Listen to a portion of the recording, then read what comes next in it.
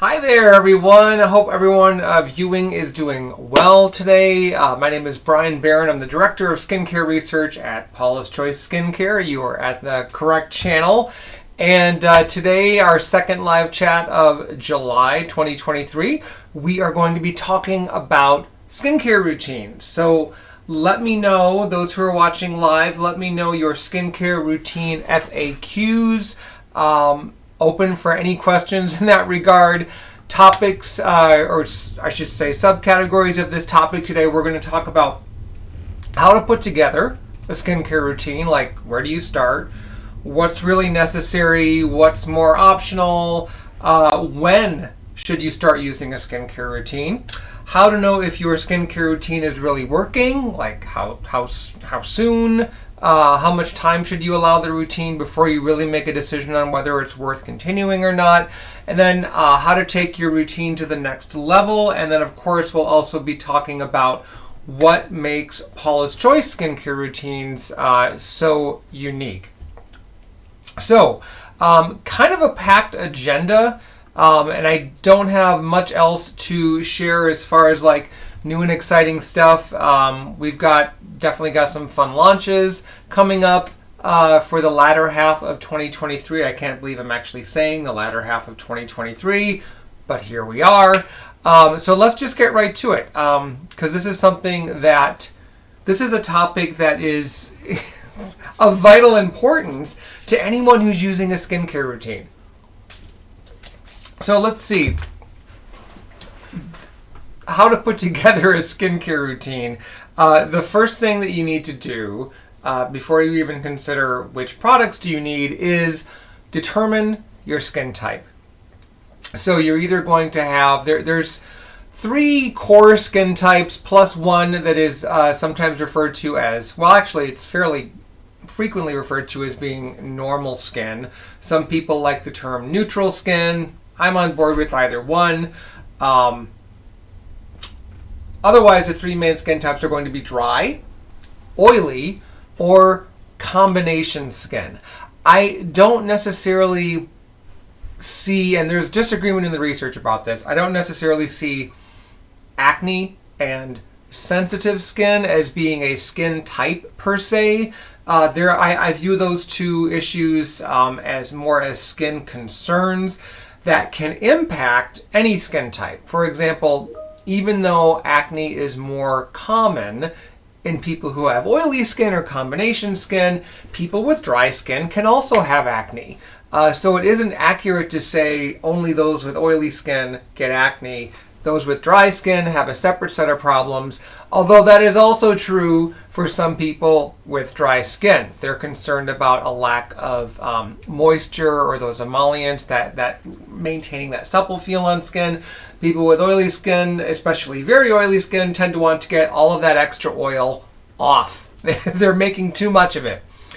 Combination skin would refer to, the classic combination skin would be you have an oily T-zone, your forehead, nose, and chin are oily, greasy, maybe more clog or breakout prone. They show shine fairly soon after you wash your face. And the cheeks and the jaw area tend to be either slightly dry to dry or normal. And normal skin is really categorized as the absence of any imbalance, I think is how I put it. It's just pretty much the same tone, texture, feel all over the face.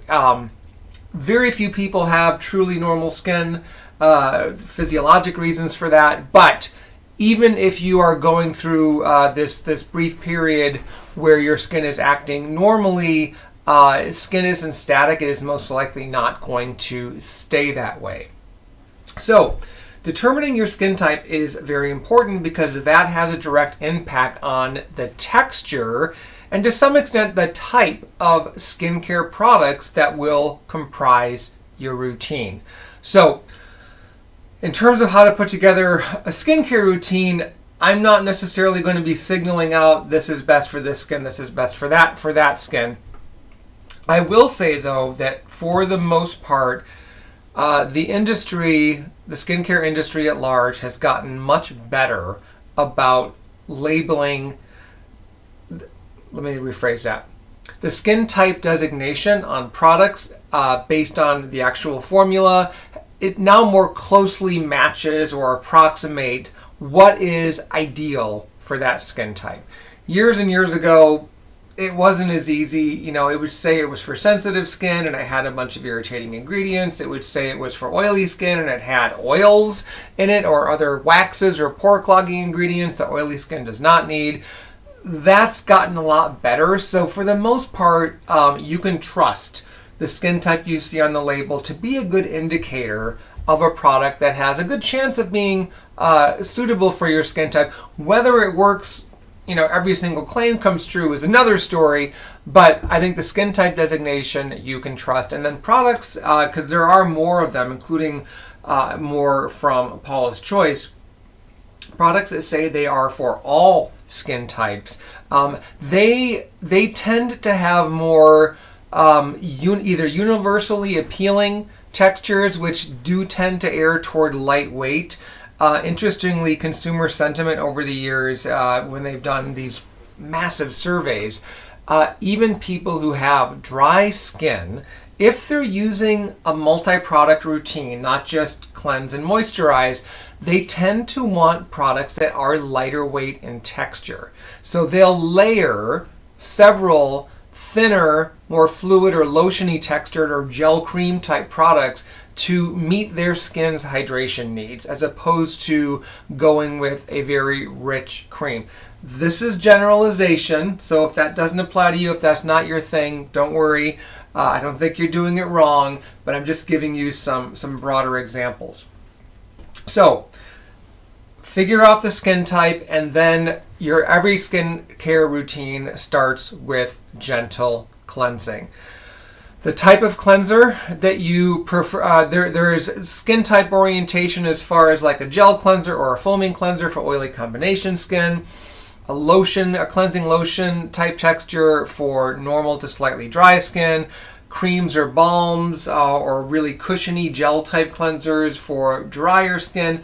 But in truth, cleanser is more personal preference. I mean, even somebody with oily skin may find that they love using a cleansing balm because a lot of them are water rinsable. They work to remove long-wearing makeup. They work to remove more tenacious sunscreens. And that can be a really important part of cleansing for people with oily or clog-prone skin, because you don't want those two types of products to build up on your skin day after day, week after week, because it can only serve to exacerbate clogs and lead to that bumpy texture.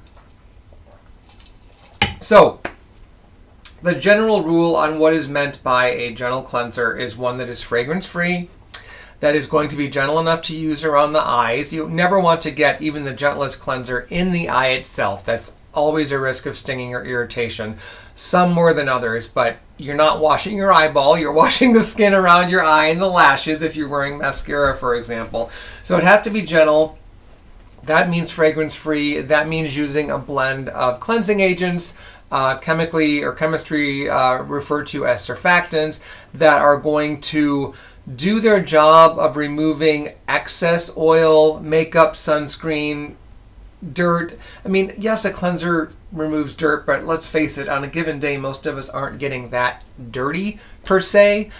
We get, daily grime and, airborne pollutants can stick to the surface of skin, and those should be washed off. But in the classic meaning of dirty, we're not getting that dirty. But it's still important to cleanse your skin, to remove the products, including makeup, that you've worn and used during the day. You don't need sunscreen at night. That should be washed off. And then step 2 would be using a gentle, alcohol-free, as in denatured alcohol-free, toner. However, within the scope of the Paula's Choice skincare routine, we view toners as being very important because they immediately give back what even the most gentle cleansers take away to some degree. So they can have hydrating properties, soothing properties. They can help to fortify skin's barrier. They can also be great at removing last traces of makeup that you may have missed with your cleanser. makeup around the hairline, makeup under the jawline. Again, you just may have missed around the corners of the nose. Even like used very carefully in the corner of the eye. Some people like using a separate eye makeup remover for that, and that is fine too. If you are not quite sold on a toner yet, you're thinking, let me just start with the basics first. Then your next step would be to use a leave-on acid-based exfoliant, either alpha hydroxy acid, AHAs like glycolic acid, lactic acid, mandelic acid would be another one. Glycolic and lactic are the two biggies that are the most well-known, or beta hydroxy acid, which is BHA or salicylic acid. BHA is preferred for oilier, clog-prone, acne-prone skin because of the fact that it is oil-soluble. It can penetrate through skin's oil. It can go further into the pore lining where it works to dissolve clogs, diffuse inflammation that can contribute to clogs, and help restore a more normal flow of oil out of the pore lining, among other benefits. AHAs tend to be better for normal to dry, more sun-damaged skin. Both glycolic and lactic have hydrating abilities. Salicylic acid does as well, believe it or not when it's in a very drying base, but like if you're talking about our BHA exfoliants, they are all formulated to aid or add to skin's hydration. However, salicylic acid is not as inherently hydrating as most AHAs. How often, this has become a bit contentious, whereas you should definitely cleanse your face morning and evening. How often to use a leave-on acid-based exfoliant is going to take some experimentation. It isn't necessarily a given that you should use such products twice a day.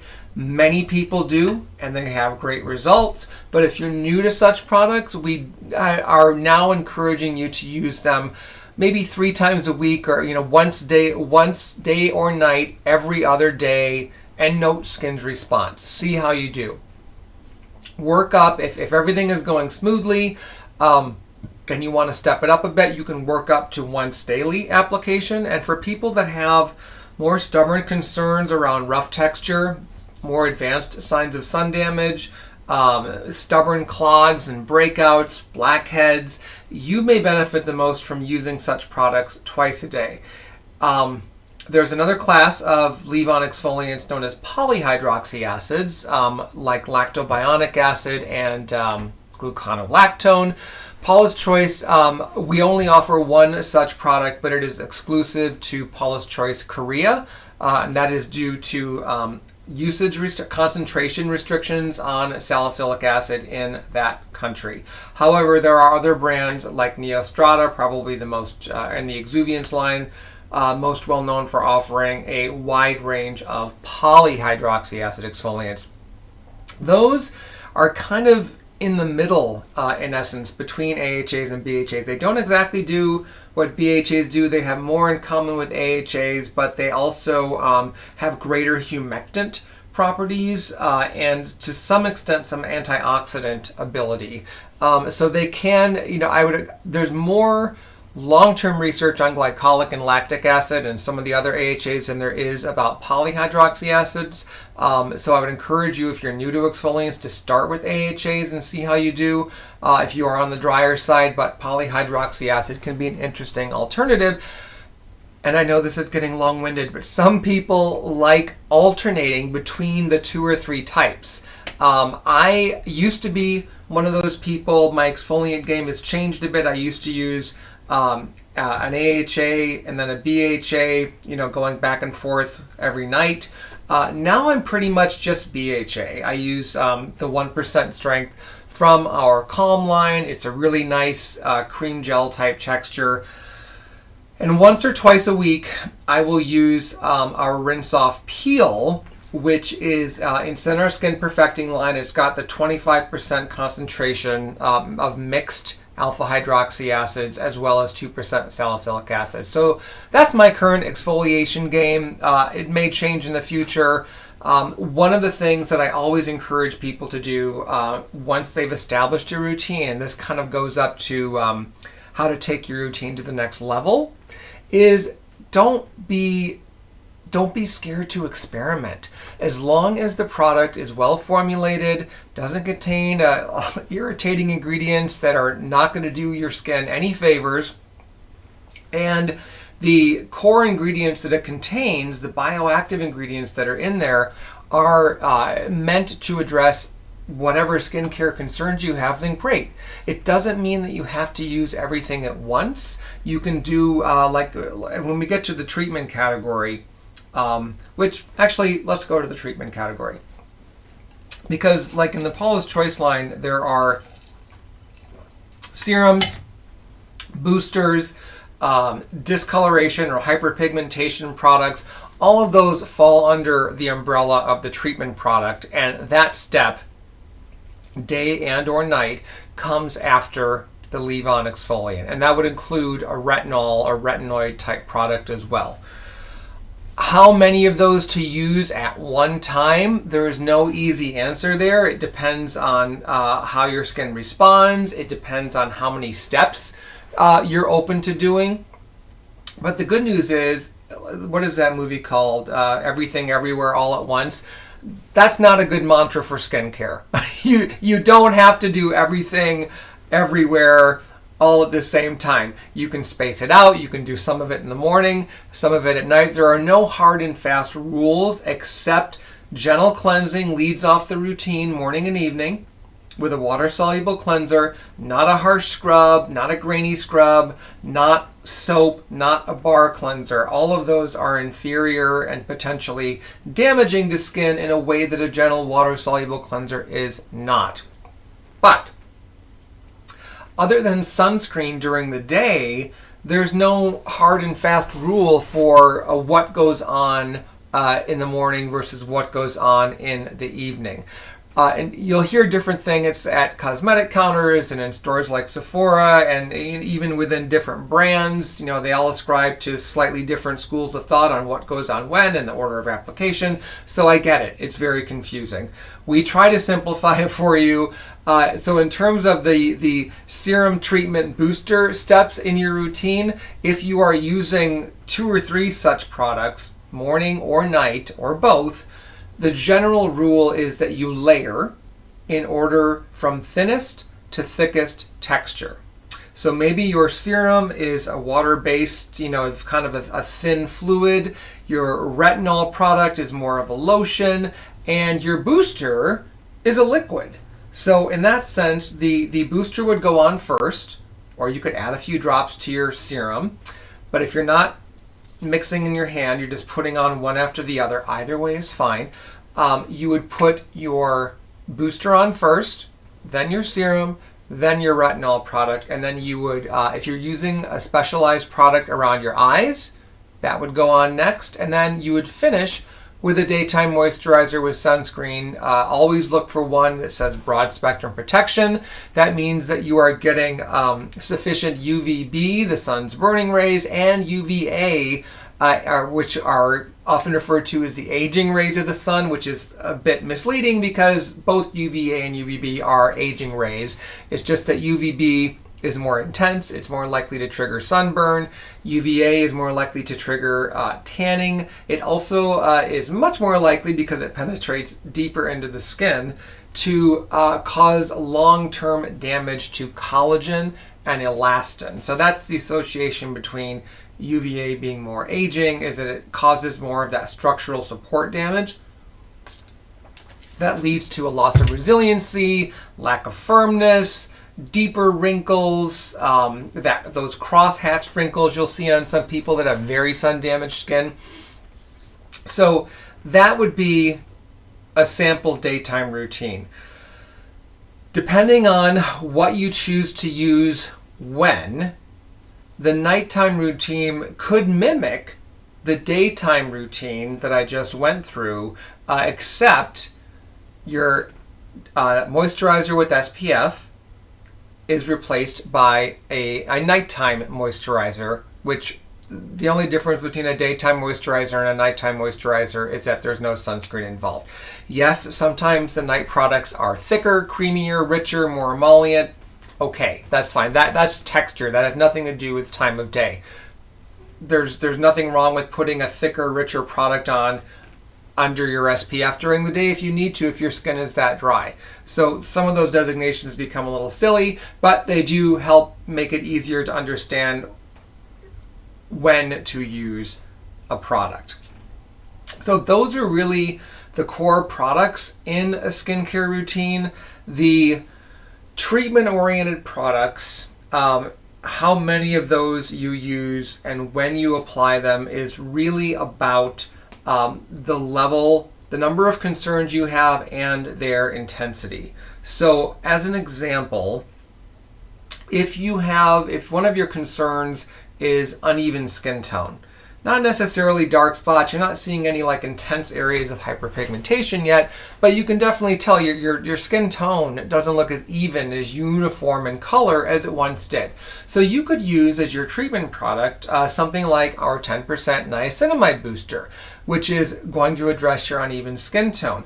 Now, because niacinamide is more of a multi-talented ingredient, you could also keep that in your repertoire if you aren't necessarily concerned about uneven skin tone, but you are concerned about making your barrier stronger because niacinamide helps your skin make more of its own ceramides. Or let's say you're having some barrier impairment issues and pore size. You're worried about enlarged pores. Your pores are bigger than they used to be. They become stretched either due to recurrent clogs or accumulated sun damage. So niacinamide can help out with that as well. If, along with those concerns, you're also thinking, I've got this dullness thing going on, I really want to step it up a bit and use something that's also going to help with sun damage in terms of fine lines and wrinkles, you could go the vitamin C route, use a higher strength vitamin C, or you could look at using a retinol product, which is going to address all of those concerns as well, different pathways.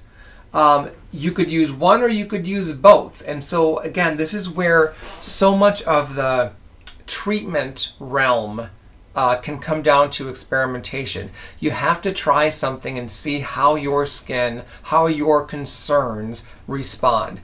I wish it was more of a slam dunk in terms of everybody with hyperpigmentation is going to respond to tranexamic acid, or everyone with acne is going to respond to salicylic acid and benzoyl peroxide. That can be true for the majority, but there's always going to be people who, despite their best efforts and using the general products, following the routine consistently, they're just not getting the level of improvement they want. And so that is when you have to start looking at alternatives, or if you're seeing some results from the products that you were told to use, hopefully by somebody who knows what they're talking about, but you're not seeing quite the results you were hoping for, then you could consider what's next. What can I add? So let's go back to acne. Let's say you're using a fairly simple, straightforward routine to get your breakouts under control.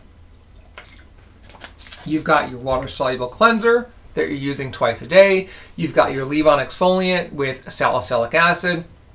You're using a topical disinfectant with either 2.5 or 5% benzoyl peroxide. You've got a lightweight, oil-free, or it doesn't necessarily have to be oil-free. A small amount of oil could be okay for some people with acne. That's your nighttime moisturizer, and you're using a sheer fluid sunscreen during the day. That's your daytime, nighttime acne routine in a nutshell. You've been using it for 3 or 4 weeks. You're seeing some improvement. It's not quite as dramatic as you had hoped, but you are seeing improvement. You're not seeing signs of irritation. You're not seeing redness, flaking. Your skin isn't feeling a size too tight. You're not feeling a burning sensation or anything like that. So for the most part, your skin is tolerating this routine and you're seeing some results, but you kind of feel like you may have plateaued. In a situation like that, with acne, I would say let's add in a booster. Let's add in the 10% azelaic acid booster, like if we're talking Paula's Choice products. Let's say you're a Paula's Choice client. Start using that at least once a day after your benzoyl. Well, it depends. After the benzoyl peroxide, if you're putting that all over, if you are spot treating with benzoyl peroxide, then you do your BHA exfoliant, the azelaic acid booster, and then spot treat with the benzoyl peroxide. That would be, and then give that a few minutes to set before you move on to your SPF.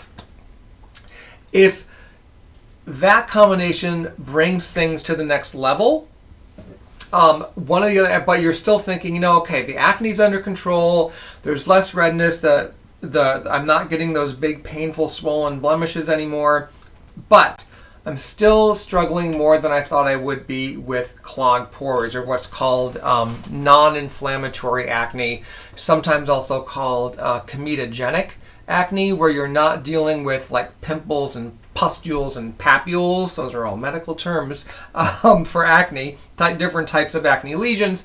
But what you're seeing are the blackheads and the whiteheads, which are another word for them. Blackheads are open comedones. You can see the top of it.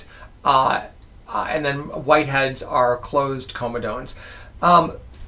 It's a bit of a misnomer. On most people with whiteheads, the top of the bump is going to look lighter than your natural skin color. But if you're somebody that has very dark melanin-rich skin, I wouldn't classify the color of the bump as white. It's, you know, if you have a dark brown complexion, the top of the bump may be like 1 to 2 shades lighter than your natural skin tone. So that's what to look for. It's more of a flesh-colored bump, but lighter than your normal skin color. So if you're dealing with those and you're using everything I've just been talking about and you're not seeing as much resolution as you would like, then you could say, all right, what else could I do in the salicylic acid area that would take my results to the next level? And so, for example, again, from the Paula's Choice line, we have a 4% beta hydroxy acid serum in our Resist line for normal to oily skin that you could start using maybe once or twice a week on those bumpy areas to see if that combination, because again, this is additive, this isn't replacing something per se, it's adding to what you're already doing, but that may be what is needed to get your skin to the next level. So, same thing with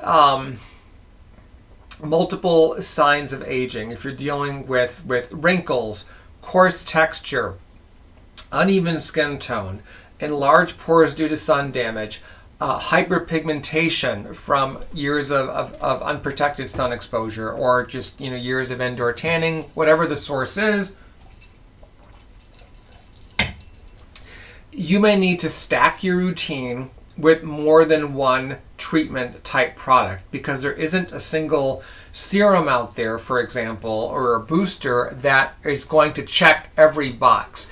They may work to some extent, but what I've found to be true, because you can't fit every great ingredient into one formula, is that alternating between various treatment-oriented products can produce the best results. So, I've been using, in order to keep tabs on my hyperpigmentation, which may not be very visible under these lights, but trust me, it's there.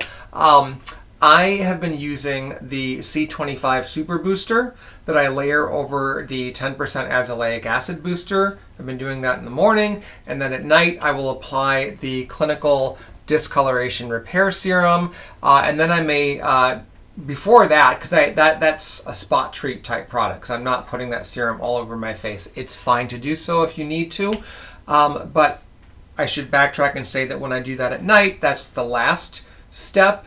And then but before that, I've been using our C5 Super Boost Moisturizer. So I'm synergizing key active ingredients in different products, sometimes in the same step, the treatment step of my routine, and sometimes I'm bringing in some of those ingredients in a different step, like my moisturizer. So all of that is for you to play with and figure out what is working best for your skincare concerns. I'm going to put, I keep forgetting to do this, I can put my Teams on Do Not Disturb. There we go. All right, let's move on to how do you know if your skincare routine is working? And as a corollary to that, how long should you give a skincare routine before you're like, nah, nope, we're moving on? Kind of like, how many dates should you go on with somebody before you're like, I want to keep seeing you? I think for most of us, that answer might be 1, maybe 2, but your choices may vary. Generally, you should start seeing improvement from the first day of using a routine. As an example, because these can be such game-changing products, if you've never used a leave-on AHA or BHA exfoliant, in all likelihood, from the first night, that morning after, you will see a noticeable difference in your skin. Not just, oh, it's softer, oh, it's smoother. It will be that, but you'll just see like a greater clarity, and you'll likely see some nice texture and clog, if you're dealing with that, changes as well. And at the very least, it should encourage you to stick with it. But in a general sense, when we're looking at an entire routine, because some products aren't game changers per se, they're necessary. A cleanser is necessary. It's not necessarily going to be a transformative game changing product. Some people, they find that holy grail cleanser and they would absolutely describe it that way. Cool. It's the same thing with sunscreen. Sunscreen is really more about prevention. It absolutely plays a role in repair, because by protecting your skin from ongoing UV damage, you're allowing its repair mechanisms, to do their thing. It's something that they want to do and would happily do if we would just stop getting in the way by not protecting our skin from ongoing UV light, because that damage is cumulative. I'm not going to go down a big harping path about sunscreen. You all know how I feel about that. So, generally speaking, though, when you're looking at the entire routine, I would say within 2 to 4 weeks of consistent use, you should have a pretty good idea of how the routine is working and whether or not it's worth sticking with, or if it's time to step back and say, okay, I like this product. I feel like this is doing something. I'm seeing some good results with this. I'm going to keep this. I'm not loving this. I might need to switch this up. Or if you started with a more basic routine and you're not getting to where you hoped you'd be after a few weeks, then it's all, and assuming there's nothing wrong with the products, they're not badly formulated or they're not making matters worse, then you could say, what else? I think I need to add something else because I'm not getting to where I want to be results-wise. It may mean switching out a product and adding something else in, but this is a kind of dialogue that you could have with a brand's client service or customer service, depending on what they call it, their team, and hopefully, like all of our client service specialists are trained to guide you, both to listen, to understand, and to guide you to the next best choice or an alternative or an additive. They've been through it all. So, and it's in terms of being a Paula's Choice customer, this wonderful team is at your disposal through various methods on our social media. Contact them directly. We have live chat, email, whatever your preferred method is. You can even schedule private consultations where there's a block of time set aside just for you to go over your routine. So definitely contact them for that. Let's see. We talked about the routine working. When should you start a routine? That's definitely a big question. I have an 8-year-old son, and he doesn't follow what I would say is a traditional skincare routine, but once a day we wash his face. Whether he's doing a bath or a shower, we wash his face. I want him to get used to that. I use a soft, gentle washcloth. Note to self, try the Paula's Choice washcloth. I have read great reviews about that. I can't believe I haven't purchased it yet. But we wash his face, and one of the reasons I do wash his face is because I put sunscreen on him every morning, particularly during the sunnier parts of the year here where we live. And I don't want him having that on his face all day. because it's just not necessary. So he'll wash his face, he gets sunscreen in the morning. After his shower or bath, unless I'm noticing he's got a bit of bumpiness going on or if his face feels a little dry, I won't do anything else. He's 8. He's got gorgeous kid skin. I'm protecting it to the extent that I can from environmental damage. I'm doing the cleansing. So he's just on a very, very basic routine. And I think that that's fine. You can start that even younger if you want to. And then when the teen years hit, because upwards of 90% of teens will experience some amount of acne, that is when you need to start impressing on your teen the importance of following a consistent routine in order to not only help clear the acne breakouts they're dealing with right now, but also to help prevent new breakouts and to help prevent those existing acne, pimples and whatnot from becoming more deeper rooted in the skin, and leading to more lasting damage like actual scarring. We don't want that. So that a teenager would do well to follow that acne routine I talked about earlier with the gentle cleanser, the salicylic acid exfoliant, the benzoyl peroxide topical disinfectant, and then a lightweight sheer sunscreen to use during the day. Contrary to myth, getting a tan does not dry up your acne. You can't dry up acne. All a tan will do, separate from the cumulative damage it causes, it will make the contrast between a red acne pimple and your normal skin color less obvious. But it does not do anything to make acne go away faster or to prevent post-breakout marks. So let go of that. They need sunscreen. I understand that when you have acne, you don't want anything that is going to feel creamy or heavy or occlusive on the skin. That is why you want to look for the sheerest possible sunscreen. The one that we have in the Paula's Choice Clear line fits that description. There are others from different brands. Neutrogena just came out with a nice new mineral one that is very sheer. It is tinted, so it may not work for everyone, but at least they did offer 4 tints, so you could see if one of those might work if you prefer that type of product. And that would have an added advantage, speaking of acne, of helping to conceal some of the redness or otherwise the discoloration, because pretty much anytime you get a pimple, it's going to be a different color than your normal skin, and it's going to stand out more, not only for that, but because it's dimensional. It automatically changes the topography of your skin. It's just no longer smooth. You've got bumps. So, okay, by the time you are a young adult in your, or into adulthood in your 20s, I think pretty much everyone should be following at least a basic routine.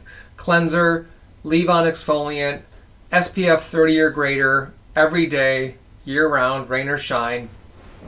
Cleansing the skin at night.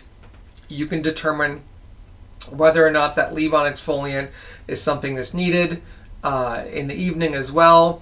If you're open to adding another product and you're not using that exfoliant at night, for example, I'm just thinking along the lines of people who want to keep the routine a bit more simple, you could bring in a retinol product or some sort of an antioxidant type serum to use at night as a reparative step, and then a hydrator, a non-SPF moisturizer that is suitable for your skin type. And maybe an eye area product if you're starting to notice signs of aging around the eye, and the skin around your eye can often be drier than the skin on the rest of your face. There are definitely fewer oil glands, next to no oil glands around the eyes. And so as we get into our 30s and 40s, a lot of us are like, you know what? The skin around my eyes has gotten dramatically different from elsewhere. You may still be oily through here, but you're dry around the eyes, and so that your normal facial moisturizer, while maybe well suited to use around the eye, you need something richer than that. So you can still put that facial moisturizer around your eyes, but then you follow up with a richer eye cream, maybe even one that has a more targeted blend of ingredients to also address things like under eye discoloration. Maybe it's more targeted in its anti-wrinkle action for crow's feet, and so on. So lastly, what makes Paula's Choice routines so unique? One is we're big believers in regular use of a leave-on exfoliant. Two is that we are toner advocates, even though we recognize not everybody wants to use one, and a lot of people are still like, oh, I don't know, is it really necessary? We think they are. They can. I'm one of those people that years ago when I started using a toner, and I did not use a toner before I started working for Paula's Choice. I worked for other skincare lines. These brands had toners, astringents, tonics, various names, and I would try them and I would think, I don't see the point, or it just doesn't seem to be helping. Or, like, not to name drop, but in the case of Clinique, which I worked for years ago, I didn't like their clarifying lotions at all, except for the mild one, which was the only one that was alcohol free. All of the other clarifying lotions dried my skin out and seemed to make my breakouts worse. Easy, when you have that experience, you're not thinking, oh, well, I'm just going to keep using this and hopefully it'll start getting better. There are very, very few products, separate from the purging some people experience when they first start using a leave-on exfoliant and sometimes a retinoid product. There really are, it is not a common scenario for skin to get worse before it gets better. And any new skincare product that you try, again, separate from those exfoliants, because that purging process can happen for some people. And again, sometimes also with retinoids, more so with prescription retinoids for some reason than OTC, but let's lump them all together because it's not an impossibility. And when that purging does happen, it should be temporary. It should, it'll get worse maybe for a week or so, and then you should start seeing more and more improvements. We have a whole article on paulaschoice.com that discusses this purging phenomenon. It isn't something that is really documented at all in the research, but it happens to enough people, and we're asked about it enough that we actually did decide to write about it.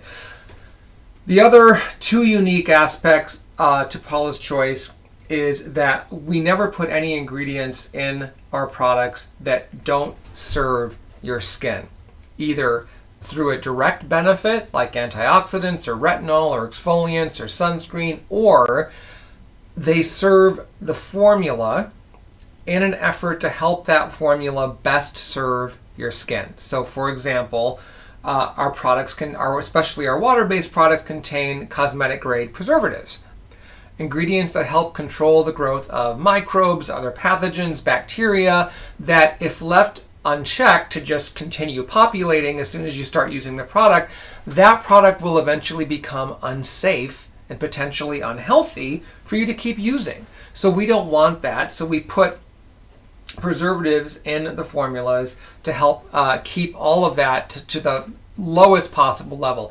You can't eliminate it altogether.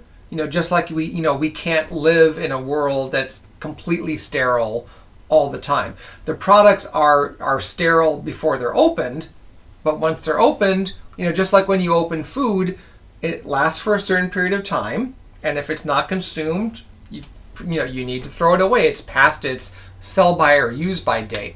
So all of that, coupled with the fact that every claim we make for our products is supported by published scientific research and or buoyed further by very good data from suppliers, the raw material suppliers that we work with.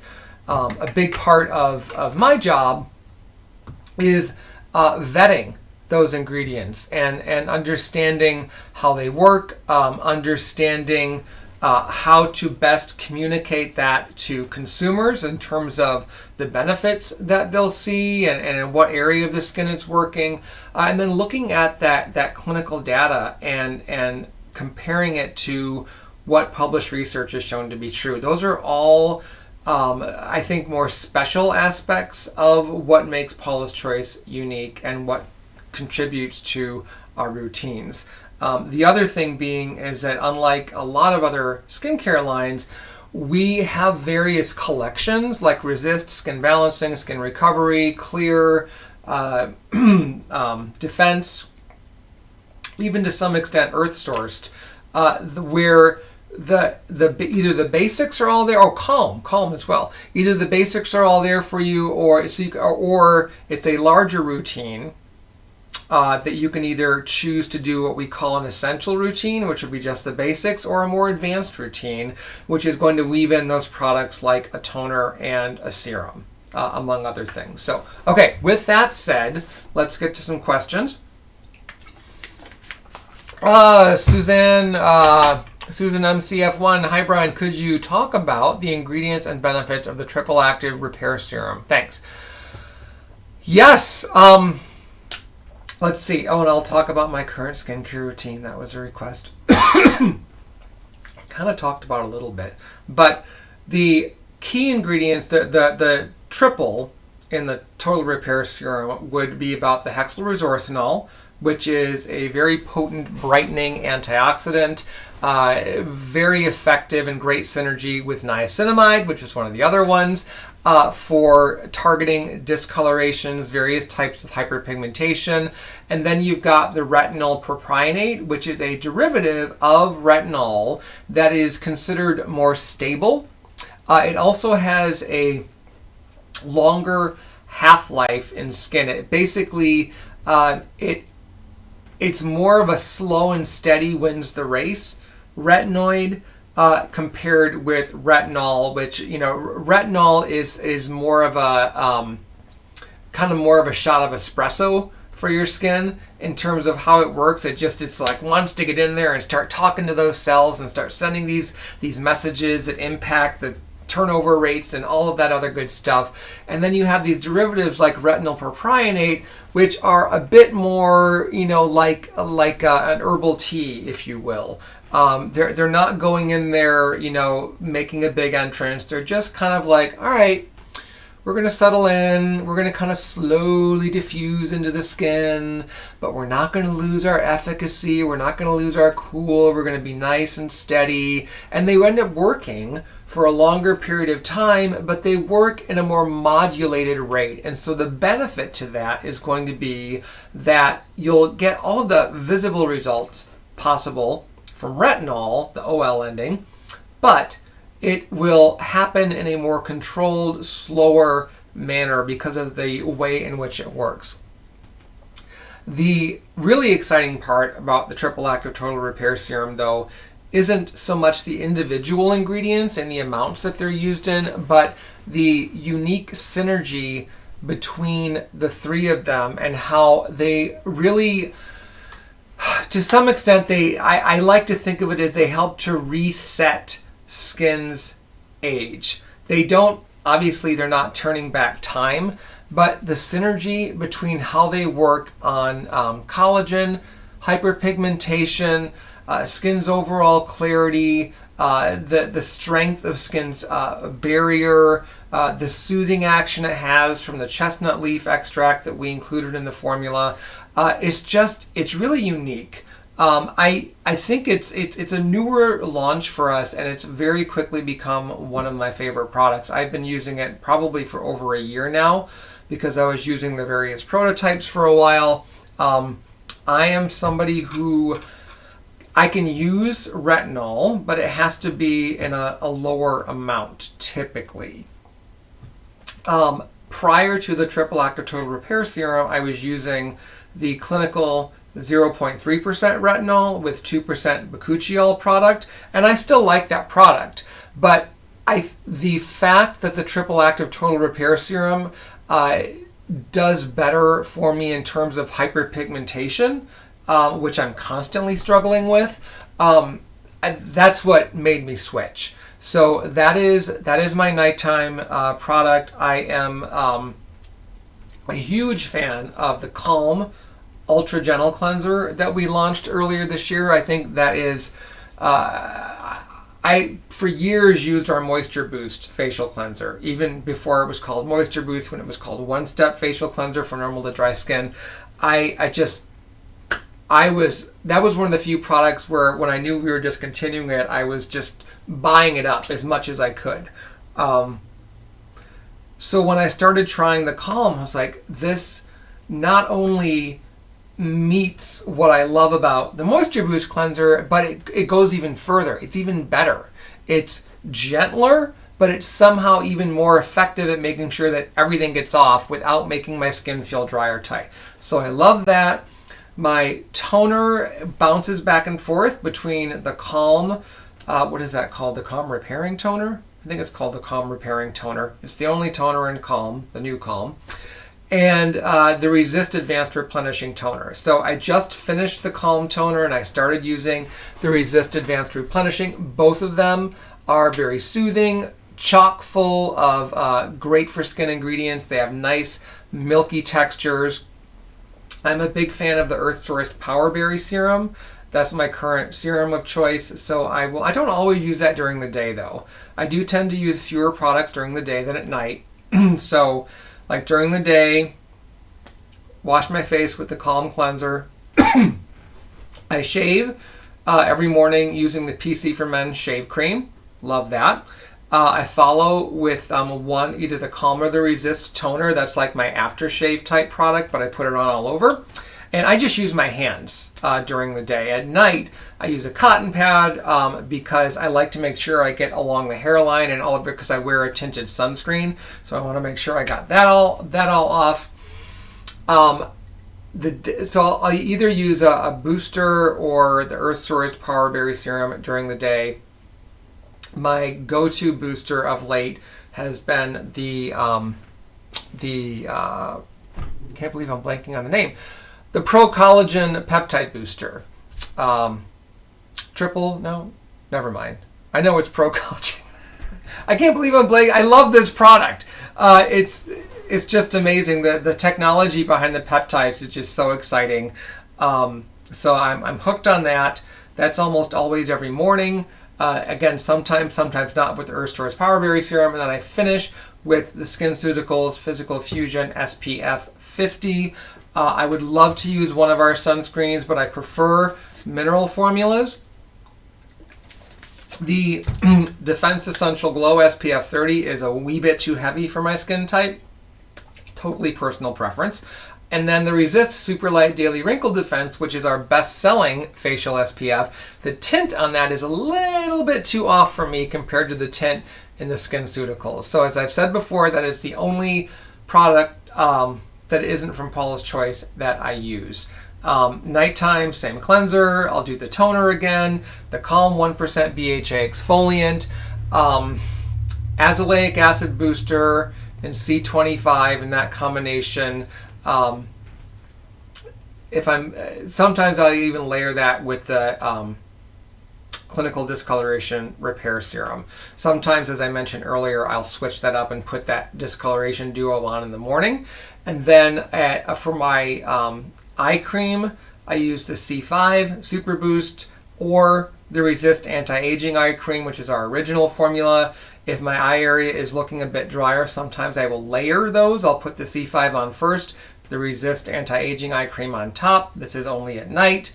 And then my facial moisturizer at night is either going to be the C5 Super Boost Moisturizer. I love the texture of that one and just how fresh it makes skin look. Or the Omega Plus Complex Moisturizer, which has this really unique souffle-like cream texture where it feels substantive and your skin feels really hydrated and kind of cushiony, but not occlusive, not too emollient. So I love it for that because I'm more mildly combination skin now. So anyway, for the curious, that's what I'm up to on my skin. Can you talk about how to heal rosacea on cheeks and acne on chin, forehead, and cheeks? Please, any products you recommend. And how to get rid of red, hard pimples. So it's having rosacea and acne at the same time can be very, very tricky and frustrating, as I'm sure you know. Neither condition can be cured in the sense of like, you can cure an illness per se. And for some people, they can be lifelong. conditions. For some people, they eventually go away, or you might hear somebody say, I grew out of it. The best we can do, though, topically and even prescription-wise, is to help keep acne and rosacea under control. You can control the symptoms. The only cure for acne per se would be oral isotretinoin, which used to be known as Accutane. The generic form of that drug is still available in many countries. It is absolutely something to discuss with your physician. There are, you really want to be informed about the pros, of course, no more acne, less oily skin, but there's a lot of cons. You need to weigh, and it can, whether or not to take it, all kinds of considerations. So long discussion with your doctor. Over the counter, the mainstays for acne are going to be salicylic acid, benzoyl peroxide too, but in your case, since you're also dealing with rosacea, I think the salicylic acid and azelaic acid combination could be very effective. 10% concentrations of azelaic acid are available over the counter in many countries, including the United States and over in Europe. Higher percentages are the purview of prescriptions. I would also encourage you, because I think this is tolerable for many people with rosacea, you have to experiment to see, but check out over-the-counter adapalene. Check out 0.1% Differin and see if you get some good results. That is a synthetic retinoid. It's been around since the early to mid 90s. I think it officially got FDA approval here in the States around 1996. It's a sheer gel. You don't have to worry about it clogging your pores. Other than that, and what your dermatologist may have in mind in terms of prescriptions or other types of treatments, skincare-wise, the trick is to use products that contain a wide range of soothing anti-redness type ingredients.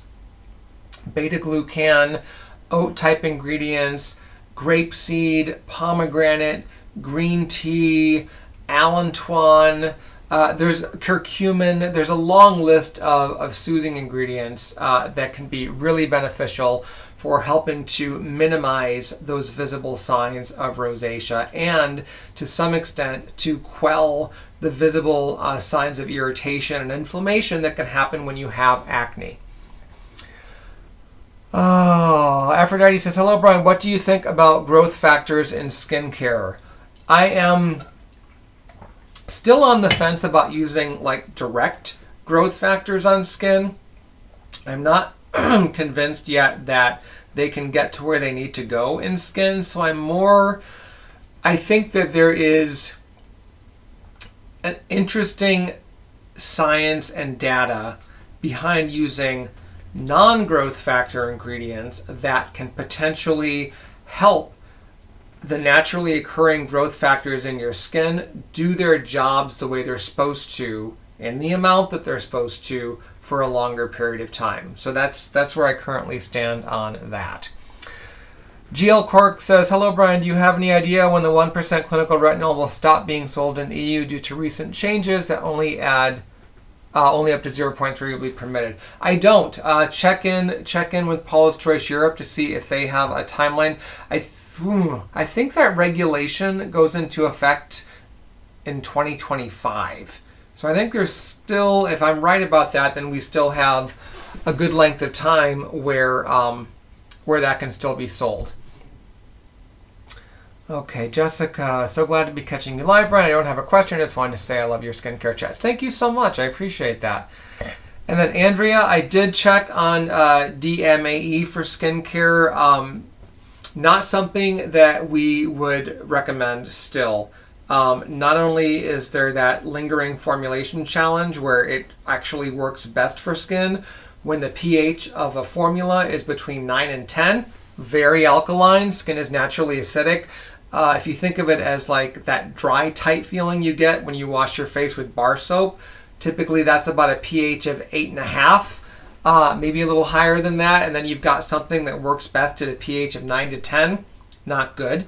The other issue with DMAE in skincare is that you can show some impressive results even histologically, meaning under the hood, so to speak, initially, but over time, the results start to go down, and they can potentially go in the opposite direction and cause a low-level inflammation that can make things like building and repairing collagen worse. They'll not only will that stop, but you can actually potentially get some damage that you wouldn't ordinarily or otherwise have experienced. So, question, do I think PC will ever come out with a PHA exfoliant that those of us who prefer that option? We do have one if you want to order it from Paula's Choice Korea. As for whether or not, we don't have any immediate plans to launch a PHA exfoliant in the, I guess you'd say, the global marketplace. But stay tuned. We've got some exciting stuff coming up in that category that I think you will be intrigued by. I know I am. So on that note, we're a little over time, but I thank you for joining. Thank you for the questions as always. Starting next month, we're going to be moving these chats. I think it's going to be the same day, but we're going to go back to a once a month cadence. I'm hoping that will give me a bit more time to work on various topics. Today was more off the cuff because this is just, as you have seen for the last hour, I can go on and on about skincare routines and the nuances and the wheres and the whys in the house. So, as always, I hope you found it useful, and I will look forward to chatting with you again in August. Take care.